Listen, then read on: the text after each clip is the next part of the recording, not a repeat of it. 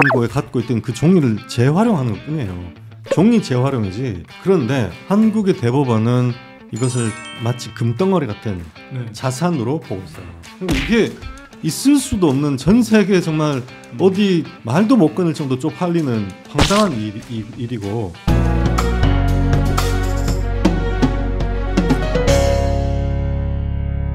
왜 그러면 한국은 이른바 재벌가 이제 대주주들이 뭐 비교적 되게 소수의 지분을 가지고 기업들을 이제 뭐 속된 말로 주무르는 그런 구조들을 계속 짜왔잖아요. 독재 구조죠. 네네. 또 뭐 비상장 회사에 일감 몰아주고 이게 또 상장시켜서 재벌가 대주주들 지분을 이렇게 계속 늘려주고 뭐 어마어마한 일반인들은 상상할 수도 없는 그런 이제 재테크를 가능하게 해주는 뭐 이런 이제 마법을 펼쳐왔는데 왜 이렇게 수십 년 동안 뭐 재벌 개혁 이야기도 해오고 뭐 해왔는데 왜 이게 안 고쳐지고 여전히 더 큰 문제로 이렇게 계속 불거지게 되는 건가요?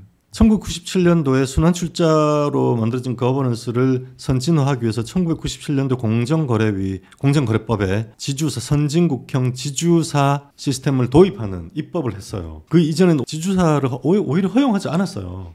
순환출자로 돼 있으면 국가가 통제하기 쉬운데 지주사로 만들어서 어떤 가문이 지배력이 커지면은 국가의 말을 안 듣기 때문에 지주사 체제를 허용하지 않았다고. 그런데 국가가 부도가 나면서 국가가 기업을 지켜주지 못한다. 국가의 권력이 한계에 이르렀다는 인식이 있고 또 DJ 정부는 민주주의 정부이기 때문에 국가가 시장에 적극적으로 개입하고 기업에 대해서 간섭하는 것을 또 싫어했고 선진국형 거버넌스 지배구조를 개편한다고 지주사 체제를 도입했는데 처음에는 아무도 여기에 응하지 않았어요. 지주사 개편을 하지 않았어요. 왜냐하면은 그 지주사 구조로 하면은 지분율이 순환출자로 되어 있던 때보다 더 희석되게 돼 있었어요. 그 지주사 체제 구조가 재벌 대주들이 그러니까 뭐 좋은 게 없으니까 지주사 체제로 전환할 리가 없잖아요. 그러다가 지주사 마법을 받아들였어요. 그래서 그때 삼성전자, 삼성그룹 미전실에서 만든 이제 안이 지주사 마법, 인적 분할하고 자사주를 지주사에 몰고 의결권을 부활하고 거기에 신주 배정을 하고 수합을 하고 이런 전 세계 진짜 듣도 보도 못한 정말 있을 수도 없는 그런 사기를 지금도 그 지주사의 마법이라는 그 관행이 법으로 금지되어 있지 않고 지금도 하고 있어요. 근데 이게 법 이론적으로나 재무 이론적으로나 있을 수도 없는 정말 상상도 할 수 없는 반문명적 권리 침탈행위거든요. 이거는 왜 그런지 조금 더 풀어주십시오. 이게 그럴까요? 네네. 그 보시는 분들이 다 익숙한 간단히 설명을 한번 드릴게요. 지금 자사주 매입을 많이 하잖아요. 자사주는 자기 그 회사가 발행한 주식을 다시 들이드리는 거거든요. 그러면 회계적으로나 법 이론적으로 미발행 주식이 됩니다. 이론적으로 유상감자가 돼요. 유상감자. 그래서 그만큼 회사가 돈을 들여서 그렇죠. 유통되는 주식을 사들여서 그렇죠. 시장에서 그렇죠. 시장에서 회사 안으로 시장에서 유통되는 것이 회사 금고로 딱 들어오는 순간 그거는 주식이 아니고 그냥 종이 쪼가리예요. 그러면 종이를 왜 들고 있느냐. 나중에 그 소각이라는 절차가 또 있는데 소각하지 않고 금고에다가 그럼 종이 쪽지를 그건 주식이 아니고 그냥 종이인데 종이 휴지에 불과한 그 종이를 왜 그대로 두고 있느냐. 나중에 발행할 때 종이를 새로 인쇄하기 싫어서 그냥 둔 것뿐이에요. 그냥 종이일 뿐이에요. 새로 나중에 자사주를 이제 매각한다는 것은 신주를 발행하는 것이고 그때 이미 발행해서 금고에 갖고 있던 그 종이를 재활용하는 것뿐이에요. 종이 재활용이지 이렇게 재무 이론이고 법학에서도 다 이렇게 가르치고 한국에서 법대 교수들이 다 그렇게 가르쳐요. 그런데 한국의 대법원은 이것을 마치 금덩어리 같은 자산으로 보고 있어요. 그런 이제 자산설이라고 하는 건데 그래서 자기 주식이 있는데 그거를 회사로 들여오면은 여전히 주식으로 살아있어. 뭐 물고기라고 치자고요. 물고기를 바다에 나가서 물고기를 막 뛰어노는 살아있는 물고기를 이제 잡아서 그물로 건져서 창고에다 넣으면은 고기가 죽잖아요. 그런데 한국은 어떻게 되냐면 안 죽었다고 그래.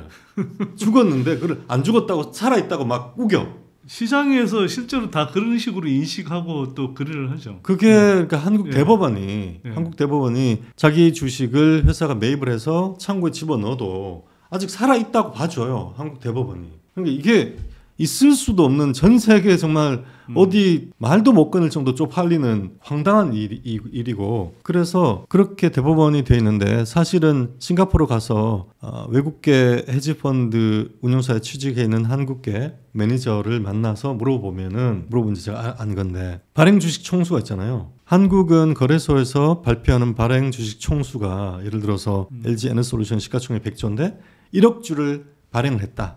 그런데 20%를 자사주 매입을 했다. 그러면은 한국의 거래소는 여전히 발행 주식을 1억 주로 표시합니다. 거래소 HTS 각 증권사가 쓰는 HTS 보면은 발행 주식 수에 1억 주라고 돼 있어요. 20%가 자사주로 돼 있고 그 표기 밑에 20% 자사주 그리고 총 발행 주식 1억 이렇게 표기를 해요. 다 그게 원래 그렇게 하는 게 아닌 모양이죠. 아니죠. 아니고 외국계 블룸버그 네.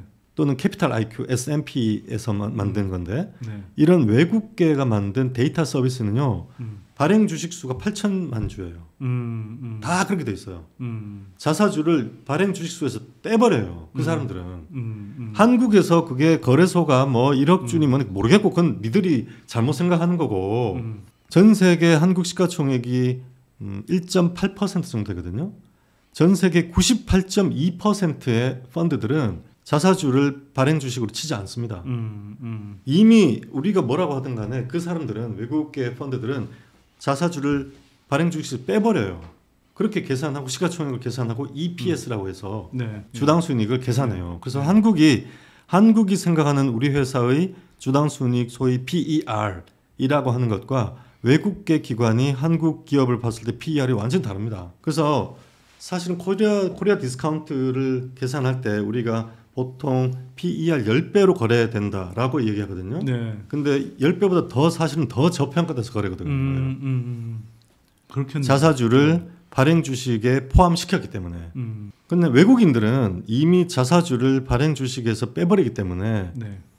한국처럼 계산하지 않습니다. 그래서 한국처럼 자사주를 매입을 했을 때도 살아있는 고기처럼 네. 바다에서 꺼내가지고 잡아서 창고 속에 집어넣었는데도 아직도 살아서 팔딱팔딱 뛰는 고기처럼 생각하는 나라는 한국밖에 없다. 그런데 이제 마법이 일어나요. 어떤 식으로 마법이 일어나냐면은 이렇게 인적 분할을 해. 인적 분할을 하면은 인적 분할을 하고 예를 들어 이제 부부가 일심동체로 한 가족이었다가 한 가정을 이루다가 이혼을 해요. 그럼 이게 인적 분할이에요. 그러면은 죽은 이 물고기를 뭐 남편이든지 아내든지 한쪽에 몰아줘. 그러면은 죽어있던 고기가 살아나요. 그리고 살아난 그 물고기에 그 주식에 신주를 배정해줘요. 신주 배정. 지주사의 지분이 늘어나는 그 지주사가 자회사에 대해서 가지는 지배력이 늘어나요. 네. 이게 자사주 마법이라고 하는 거거든요. 네. 이런 자사주 마법이 허용되는 나라는 전 세계 한국밖에 없습니다. 결국 이제 지금 이렇게 이제 잘못되어 있는 그런 거버넌스 문제를 바로 잡는 게 지금이라도 이제 필요한 거잖아요. 네. 그래서 보니까 그 변호사님께서 아마 직접 지으신 약자처럼 보이던데. 8가지. 8가지. 네. 그리고 이거 지금 네, 세이브 예. 코스피. 세이브 코스피 운동을 하면서도 이걸 입법 청원을 했죠. 예. 이걸 집중적으로 하여튼 좀 이 8가지를 슬로건처럼 내세우시면서 요구를 하고 계시던데요. 네. 합의 물자 자수 집중 이렇게 돼 있습니다. 네네. 그래서 이 8가지의 핵심적인 내용을 조금 한번 풀어주시면 좋을 것 같아요. 네네. 자, 일단 합은 뭡니까? 상장사의 합병 비율을 글로벌 유일하게 시장 가격으로 결정하게 돼 있어요. 한국만. 네. 다른 나라들은 공정 가격으로 네. 하게 돼 있는데. 자, 시장가와 공정 가격의 차이는 뭔가요? 시장 가격은 그 기업의 기업 가치를 시장 인식해서 그날 매일매일 생각하는 주주들이 거래하는 가격이고. 그러니까 주식시장에서 주가인 거고요. 그렇죠. 일정한 시기간에. 그렇죠. 아주 단기적 가격이죠. 네네. 매일매일이니까. 데일리 프라이스가 시장 가격인 거죠. 그런데 기업 가치라는 거는 사실 매일 바뀌지 않거든요. 그렇죠. 그래서 공정 가치라는 거는 좀 더 긴 흐름으로 봤을 때 그 기업이 갖고 있는 본질적인 경쟁력이라든지 비즈니스 모델 이런 걸 봤을 때 지속 가능한 한 5년 정도 5년 이상 지속 가능한 이 기업의 본질 가치가 얼마냐 이렇게 접근하는 거예요. 대체로 시장은 그 기업의 본질 가치를 매일매일 새로 평가하기 때문에 시장 네. 가격이 공정 가치와 일치하는 것이 이론적으로 맞아요. 그게 시장 효율성이라고 하는 거고. 네. 그런데 한국의 경우는 주주 권리를 지킬 수 있는 입법적 장치가 없기 때문에 기업의 경영진들이 합법적으로 회계를 통제해서 예를 들어서 가속 상각을 한다든지 원래 10년 감가상각을 해야 되는데 몇 년 만에 해버리고. 5년 만에 한다든지 네네. 그러면 그 5년 동안은 순이익이 급격하게 훼손되기 때문에 네. 그 시장의 평가가 낮을 수밖에 없고. 그렇죠. 주가는 네. 그해의 또는 그 분기의 네. 실적을 따라가기 때문에 단기적으로는 주가가 박살날 수밖에 없거든요. 네. 그런데 회계적으로 그런 식으로 가속 상각을 했다거나 또는 뭐 해외에 지사를 한꺼번에 원래는 1년에 10개씩 내는데 갑자기 1년에 50개를 냈어요. 해외 지사를. 그러면 네. 그 해는 당연히 비용은 엄청 들어가고 엄청 늘어나잖아요. 네. 그렇게 하더라도 소위 디스카운티드 캐시플로우라고 하는 그 기업의 본질 가치를 산출하는 그 공식에 대입하면은 기업 가치는 그대로 유지가 되고 있어요. 네. 왜냐하면 어차피 이 기업이 지금은 비용을 많이 집행했지만 이 영업 해외 지사에서 영업 가치를 제고할 수도 있는 거고. 나중에 벌어들일 거니까. 그렇죠. 그리고 가속상각 원래 10년 할 거를 5년 한다면은 그 나머지 5년에서는 그만큼 실적이 늘어날 거기 때문에 네. 그거를 이 조삼모사와 똑같거든요. 네. 그래서 시장가로 합병 비율을 결정할 때 시장가로 하지 말고 공정 가격으로 하자. 공정 가격으로 하자. 네. 이게 이제 첫 번째고. 그다음에 물은 물적 분할 예. 동시상장. 네. 아까 한 다음에 재상장하지 말자. 하지 마라. 네. 물적 분할에서는 보통주 지위에서 우선주 지위처럼 의결권을 잃어버리기 때문에 네. 보통주에서 우선주로 강등돼요. 그만큼 기업 가치가 훼손되고 네. 상장을 하면은 훨씬 더 훼손됩니다. 이런 재상장을 하게 되면은 지배력을 갖고 있는 100% 자회사인 경우는 네. 그 LG 에너솔루션의 배당 가능 이익을 LG 화학 이사회가 결정해서 100% 다 갖고 올 수 있어요. 네. 근데 상장을 하면은 상장 유지 조건 중 이사회 독립성이 있기 때문에 상장 자회사가 배당 정책을 결정해요. 근데 LG그룹의 배당 성향이 약 한 25%밖에 안 되기 때문에 100% 누리다가 100% 그 통제를 갖고 있다가 네. 25%로 강등됩니다. 그래서 그래서 물적 분할하면은 보통주와 우선주 괴리율만큼 한 30, 네. 50만큼 할인이 되고 음. 상장하면은 그 기업의 그 그룹의 배당 성향만큼 그걸 100에서 그거 뺀 것만큼 디스카운트 돼요. LG그룹이 25%니까 한 75%만큼 또 디스카운트 됩니다.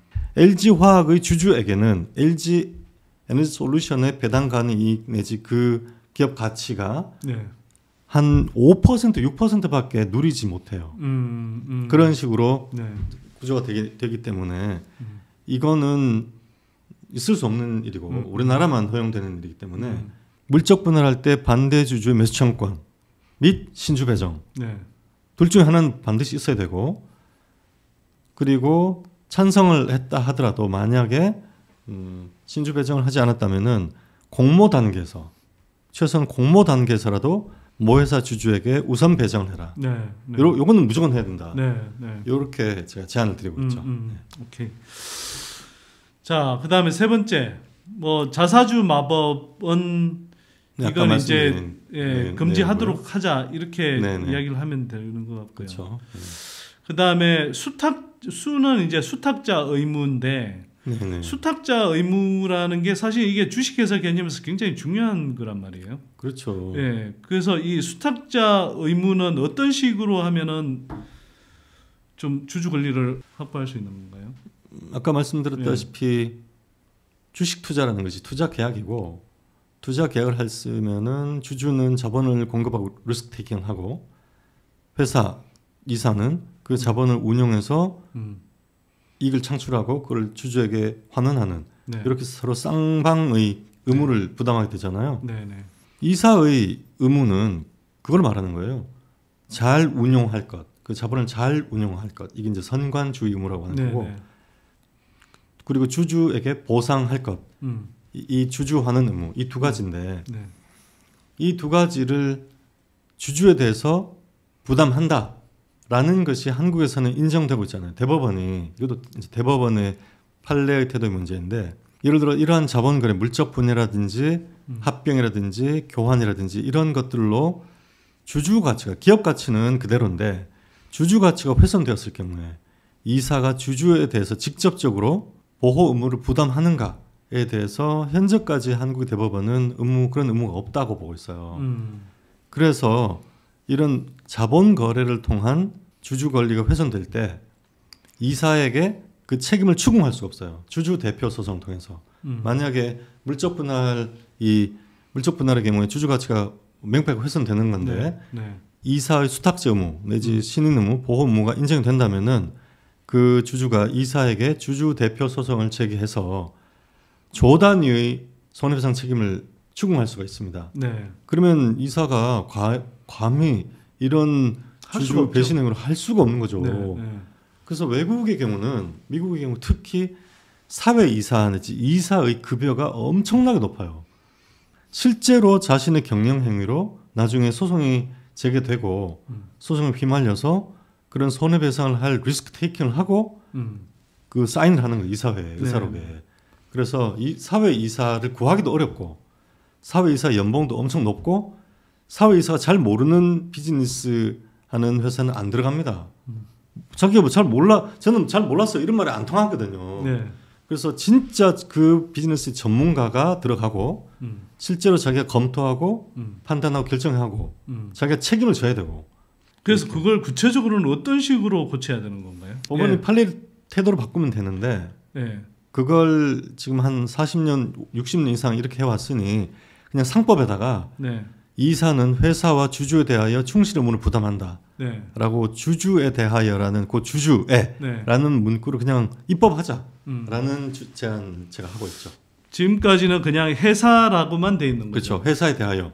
그런데 이제 주주라는 표현이 안 들어가 있으니까 이 대법원 판례에서 이게 회사만 챙기면 된다. 그리고 주주의 그런 식으로 해석을 하는 거죠. 자꾸 그렇게 해석할 일이 전혀 아닌데. 그러니까 주주 이해를 명확하게 챙길 수 있도록 이때 주주는 대주주뿐만 아니라 소수주주까지 모든 주주를 다 포함하는. 그렇죠. 그다음에 집은 이제 증권 집단 소송제를 도입하자. 있는데 그게 허위 공시라든지 허위 기재에만 소송 제기할 수 있어서 소재기 요건이 너무 협소하고 이것도 확대해야 되고 게다가 인가제인데 집단 소송을 법원이 인가를 했을 때 회사가 이에 대해서 즉시 항고를 할 수 있어요. 그러면 재판이 중단됩니다. 그래서 심리 중단효라고 하는데 그러면은 인가 받는데 3년 걸려요. 1심, 2심, 3심. 그래서 인가를 받았어요. 그러면 다시 본안 소송 3년 해야 돼요. 6년 걸려요. 그걸 누가 하겠습니까, 그거를? 그러니까 웬만한 뭐 단체나 개인이 하기가 굉장히 부담이 되는 거죠. 못 합니다. 그리고 사실 권리 구제를 제대로 받을 수도 없는 거고. 그 정도 기간을 걸려서 뭐 어떻게 받겠습니까? 그렇죠. 사실. 이게 주가 회복되는데 뭐 몇 달도 못 버티는데 6년 동안 자기 돈 써가면서 무슨 소송을 합니까? 그거는 하지 말란 얘기죠. 그다음에 증은 증거 개시 제도 이렇게 돼 있는데요. 증거 개시 제도. 일반인들한테 조금 더 딱딱하게 어렵게 들리는데 어떤 건가요? 소송법상 입증에 관련된 문제고요. 미국의 경우는 일반 이런 민사 소송의 경우에도 한국인 형사 소송에는 증거 개시 제도가 도입이 돼 있어요. 소송의 당사자끼리는 서로 갖고 있는 그와 관련된 그 사건과 관련된 증거 자료는 서로 공유한다. 미국 같은 경우에 미국이 가장 발달해 있고 영미권에 다 있고 영국에도 있고 싱가포르에도 있고 독일에도 이와 유사한 제도가 도입이 되었어요. 근데 한국은 증거 개시 제도가 없어요.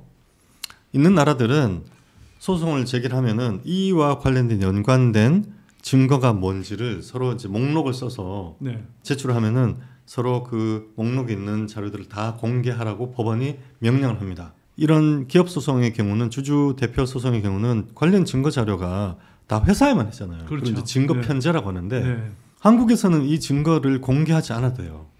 그러면 예를 들어서 LG 에너지 솔루션 같은 경우에 공개된 자료로서는 이 거래 행위가 주주 가치, 기업 가치를 훼손하지 않는지 어떻게 검토했는지 그 검토 근거가 있어야 되거든요. 근거가 어떤 근거가 있을지 저는 매우 의문인데 어쨌거나 근거를 제시해야 돼요. 뭐 외부 용역 보고서를 받았든지, 네. 밸류에이션 리포트를 받았든지, 내부적으로 무슨 자체적으로 뭐 검토를 한 게 뭐 있을 거 아니에요. 네. 명백하게 보통주에서 우선주로 강등되는 게 법 이론적으로나 재무 이론적으로 명백한데 이게 왜 훼손되지 않는다고 하는지에 대해서 자료가 있을 거 아니에요. 네. 없으면 그 자체로 패소해 그냥. 네, 네. 검토 안 했다는 거니까. 네, 네.